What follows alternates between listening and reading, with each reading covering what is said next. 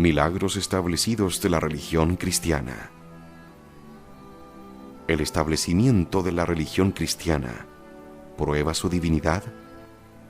Sí, el establecimiento de la religión cristiana es una prueba irrefragable de su divinidad. Todo efecto exige una causa capaz de producirlo. En virtud de este principio, tenemos que considerar como divina una religión cuyo establecimiento y pronta difusión en el mundo no pueden atribuirse a medios naturales, sino únicamente al poder de Dios. Y este es precisamente el caso de la religión cristiana. A pesar de los más grandes obstáculos, y sin ningún medio natural para vencerlos, se ha establecido rápidamente en todo el universo. El establecimiento del cristianismo es, por consiguiente, una obra divina que no puede explicarse sino por una especial intervención de Dios. Obstáculos que vencer. Había que obligar a los judíos a que renunciaran a la ley de Moisés y a que reconocieran por Mesías a ese Jesús que ellos habían crucificado.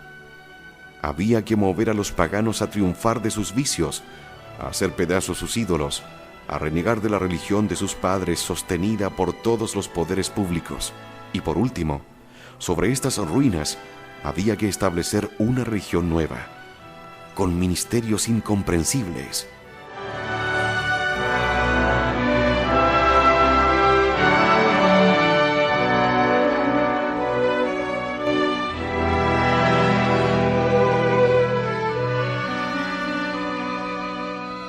Insuficiencia de los medios.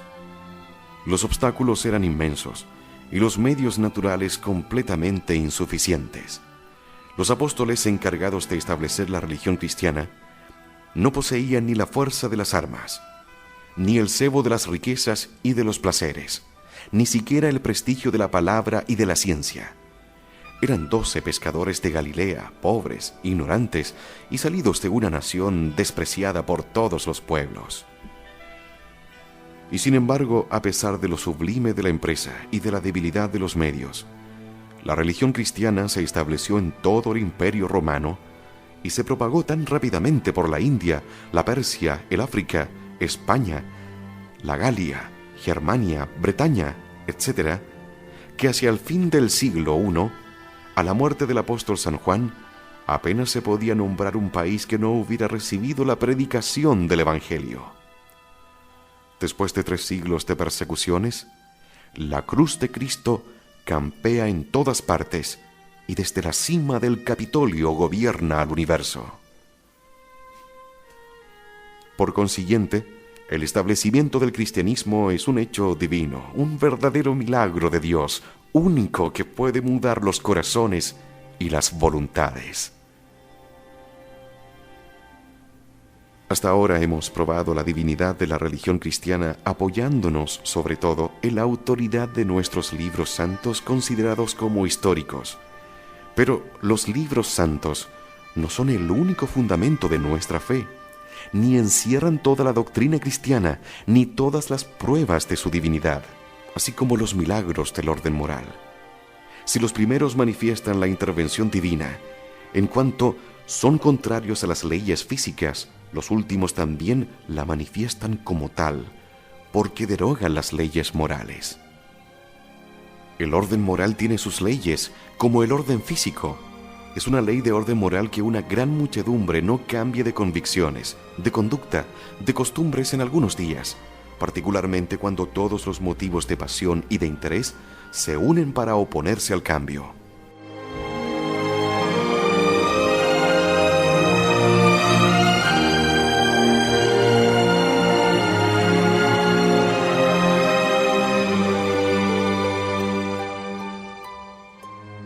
El milagro en el orden moral es, pues, un hecho contrario al curso ordinario de las cosas humanas y no se puede explicar sino por una especial intervención de Dios. El establecimiento del cristianismo es uno de estos milagros. Grandiosidad de la empresa. ¿Era grande la importancia de la empresa?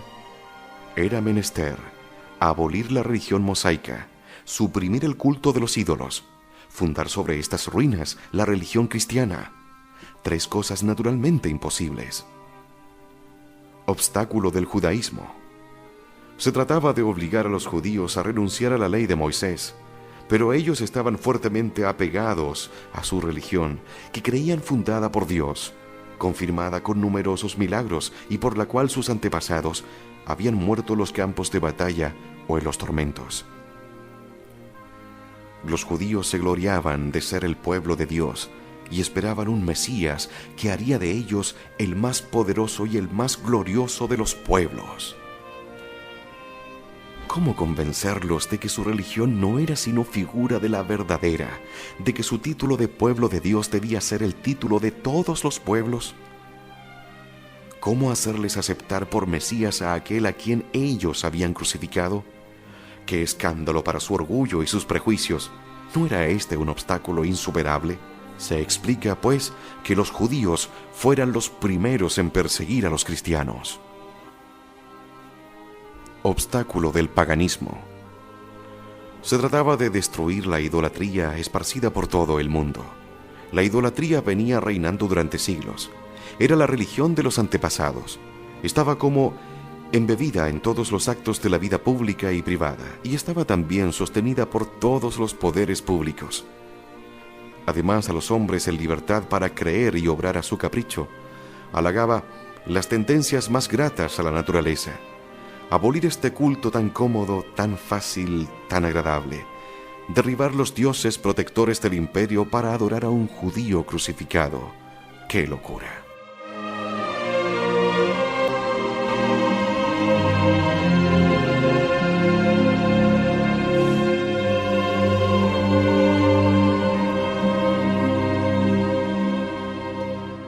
Por eso el cristianismo levantó en contra suya a los sacerdotes de los ídolos, cuyo crédito e intereses estaban amenazados, a los sabios, a los filósofos, cuyo orgullo despreciaba los misterios cristianos, al poder público, que veía con indignación un nuevo culto que se constituía con independencia propia frente a él. Finalmente, a la multitud, ignorante y grosera, que rechazaba con furor una religión que condenaba su vida de placeres y de goces mundanos. Nada se ahorró para ahogar a la religión naciente en su cuna. Los primeros cristianos fueron el blanco de todos los desprecios, del odio, de las calumnias y de las persecuciones, porque no adoraban a los ídolos. Se les acusaba de ser la causa de todas las desgracias públicas. Se les llamaba impíos, sacrílegos, enemigos de la patria. Los dogmas mismos del cristianismo, desnaturalizados por la ignorancia, servían de pretexto para las más absurdas calumnias. Durante 300 años, los emperadores romanos, dueños y señores del mundo, desplegaron todo su poder y crueldad en ahogar en sangre a los discípulos de Cristo.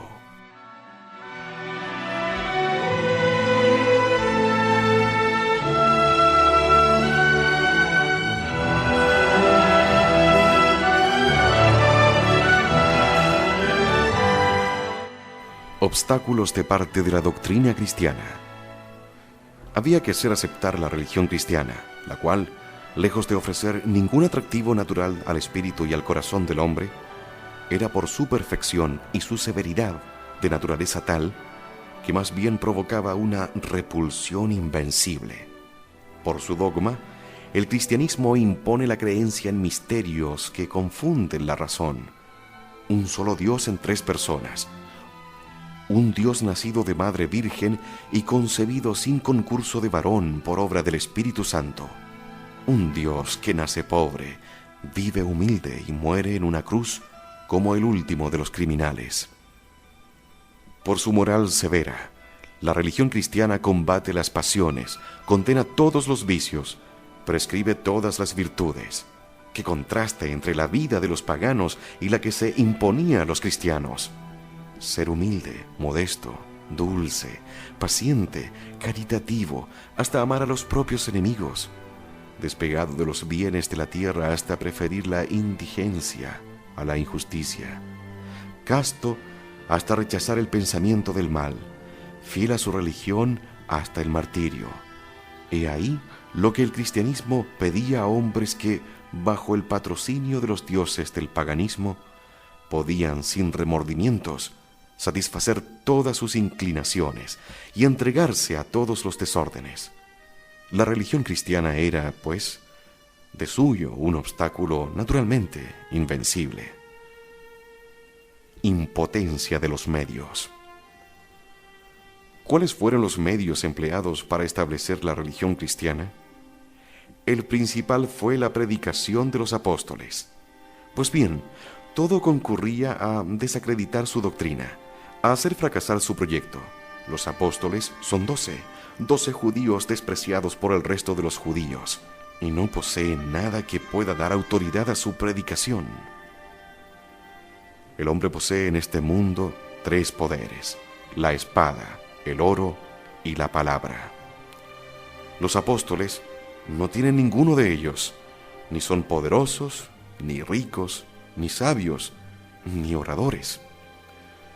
Hacen prosélitos no empuñando las armas, sino cayendo víctimas de ellas. No tienen más arma que su confianza en Dios y la oración. Pobres y obligados a vivir de limosnas o del trabajo de sus manos, no pueden ofrecer el oro que procura placeres y honores. A sus discípulos no prometen para la vida presente más que persecuciones, suplicios y a veces un cruel martirio. Ignorantes y sin prestigio, no pueden sino provocar la risa del público al predicar en un lenguaje rudo dogmas incomprensibles, una moral que espanta y la adoración de una cruz.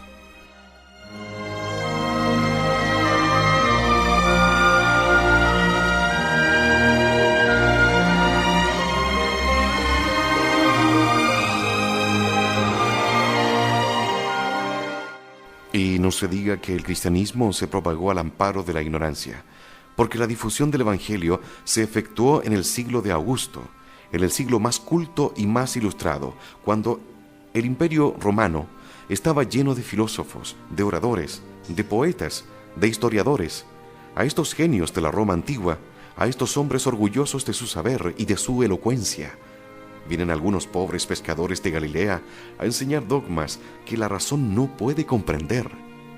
La época es también la más corrompida. En ella el vicio reina bajo todas sus formas, y a estos hombres podridos de sensualidad vienen los apóstoles a predicar la humildad, la castidad, la mortificación.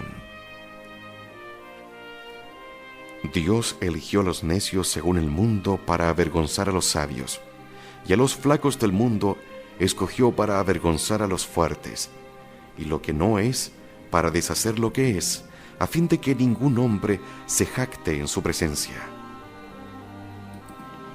Si Dios se hubiera valido o del poder de los césares, o de la ciencia de los filósofos, o de la elocuencia de los oradores para convertir al mundo, los césares, los filósofos, los oradores se hubieran atribuido la gloria de la empresa. Pero no habiendo empleado Dios sino la sencillez de 12 pobres pescadores, es más claro que la luz meridiana que la gloria de esta gran revolución le pertenece a Él solo. Es la obra maestra de la potencia y sabiduría divinas. Rapidez y generalidad del éxito. ¿Cuál fue el éxito de la empresa?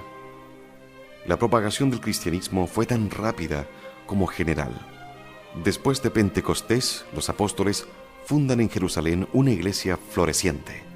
Evangelizan la Judea, la Galilea y la Samaria. Una multitud de judíos y aún varios sacerdotes de la antigua ley abrazan la ley nueva. Los apóstoles se dispersan por diversas regiones: Asia, Egipto, Grecia, Italia, Germania, Galia, etc. Oyen a los enviados de Dios, y estos fundan iglesias por todas partes y envían misioneros a las religiones más apartadas. San Pedro funda la de Antioquía, capital de Asia Menor, donde por primera vez los discípulos del Cristo son llamados cristianos. Después traslada su sede a Roma, capital del Imperio Romano, haciendo del foco del paganismo el centro, la Iglesia, madre de la cristiandad.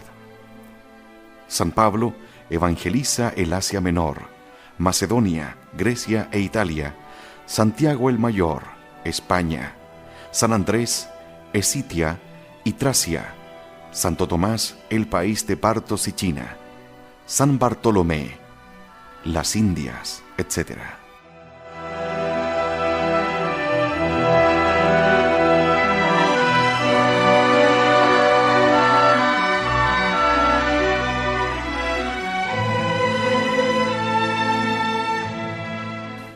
A las Galias llegan San Dionisio Areopagita, que predica en París, San Marcial en Mende y en Limoges, San Trófimo en Arles, San Lázaro, el resucitado, en Marsella, etc. Así el oriente y el occidente reciben el Evangelio. San Pablo, 24 años después de la muerte de Jesucristo, pudo escribir a los romanos: vuestra fe es anunciada al mundo entero. San Justino, menos de 100 años después de la muerte de Jesucristo, puede decir en su diálogo con Trifón: no hay nación, civilizada o bárbara, en la que no se haya ofrecido, en nombre de Jesús crucificado, oraciones al Padre y Creador de todas las cosas. Los escritores paganos de la época hacen notar su asombro. El historiador Tácito nos dice que, bajo el reinado de Nerón, causó estupefacción el descubrir en Roma un número tan crecido de cristianos. Séneca, preceptor de este príncipe, añade: el cristianismo se ha fortalecido de tal manera que se ha difundido por todos los países. Los vencidos han dictado la ley a los vencedores.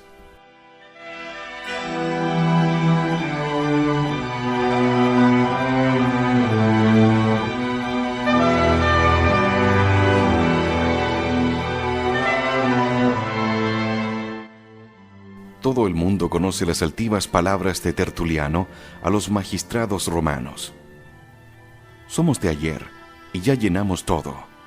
Vuestras ciudades, vuestras islas, vuestros castillos, vuestras aldeas, vuestros campos, vuestras tribus, vuestras decurias, el palacio, el senado, el foro. Solo os dejamos vuestros templos. Si nos separáramos de vosotros, os asustaríais de vuestra soledad. El triunfo de la religión de Jesucristo fue tal que al cabo de 3 siglos el paganismo había caído, y Constantino, el primer emperador cristiano, colocaba la cruz sobre el Capitolio.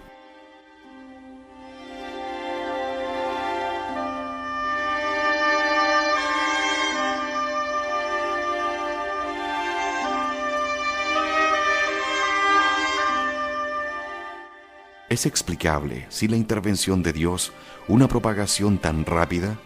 ¿Puede citarse un hecho más contrario a todas las leyes de la naturaleza?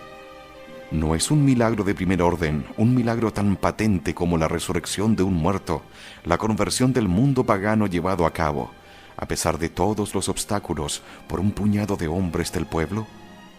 Esto no es obra humana, es obra divina. Ad hominem factum est. Causas de la conversión del mundo. Para establecer la creencia en los hechos positivos del Evangelio, la creencia en una doctrina que supera la inteligencia humana, era necesario que Dios interviniera sobrenaturalmente dentro de los corazones con su gracia todopoderosa y fuera de ellos con el milagro. El milagro suplía la debilidad de los apóstoles, hacía las veces de la ciencia, del genio, de la elocuencia. Les conciliaba el respeto y la admiración de los pueblos. Era la señal incontrastable de su misión divina. Es evidente que si los apóstoles no hubieran sido enviados de Dios, cuyo poder era el único capaz de hacerlos triunfar, hoy día, en lugar de esta iglesia que se extiende hasta los confines de la tierra, no quedaría de su tentativa más que el recuerdo de una locura sublime.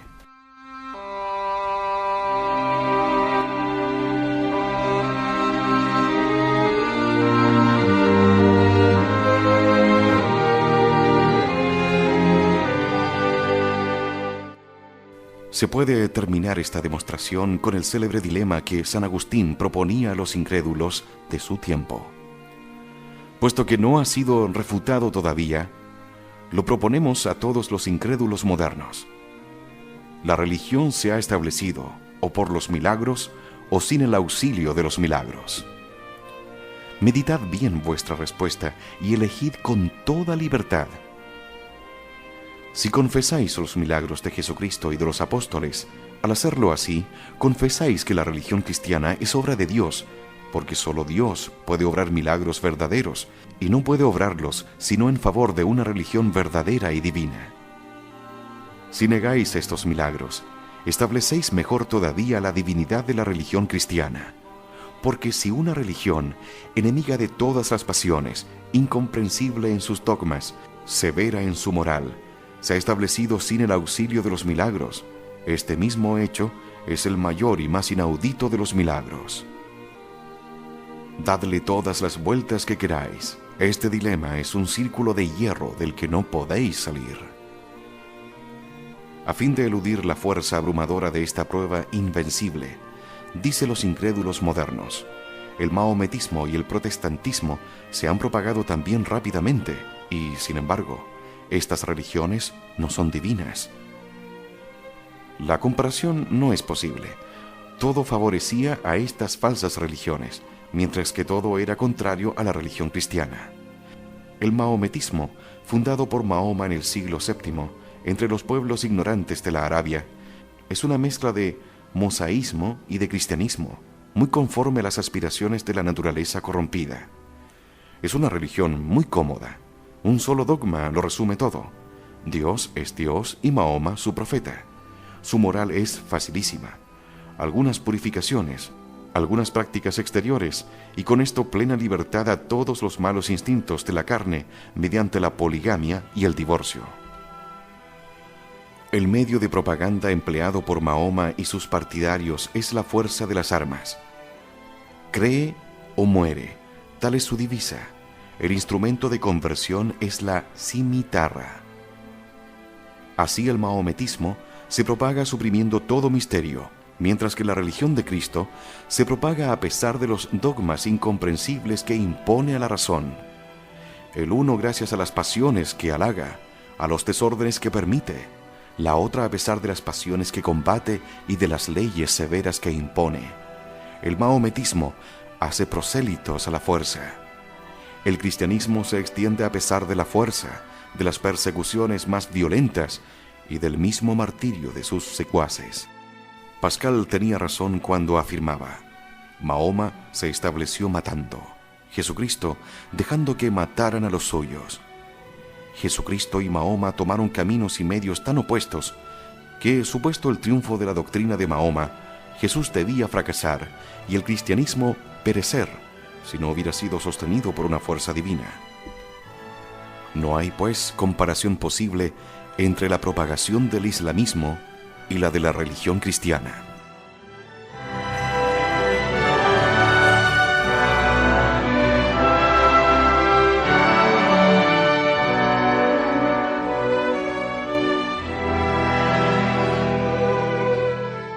La difusión del protestantismo entre algunas naciones católicas es obra de las pasiones humanas.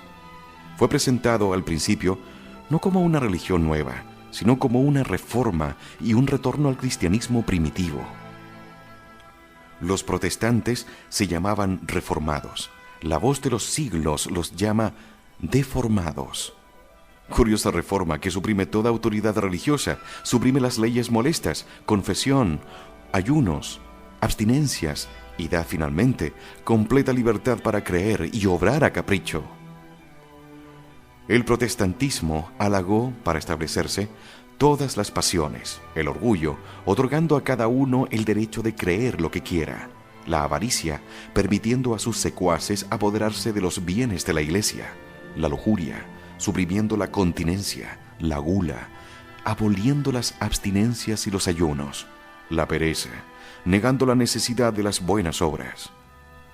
Las pasiones, la violencia de los príncipes, la ignorancia del pueblo, las calumnias esparcidas contra la iglesia, las guerras religiosas y las medidas de proscripción contra los católicos, tales son los medios de propaganda del protestantismo, que no se ha mantenido sino gracias al apoyo del poder civil. La historia lo testifica. Las pretendidas conversiones de los protestantes se limitan a pervertir a algunos indiferentes y a la distribución de Biblias. Muéstrensenos una sola nación bárbara que haya sido civilizada por el protestantismo. Todas las herejías padecen de esterilidad. Todos los esfuerzos de los misioneros protestantes tienden más a la destrucción de las misiones católicas que a la conversión de los pueblos paganos. Tertuliano había ya notado esta perversa inclinación en los herejes de su tiempo, cuando decía: su principal aspiración consiste no en convertir a los paganos, sino en pervertir a los nuestros.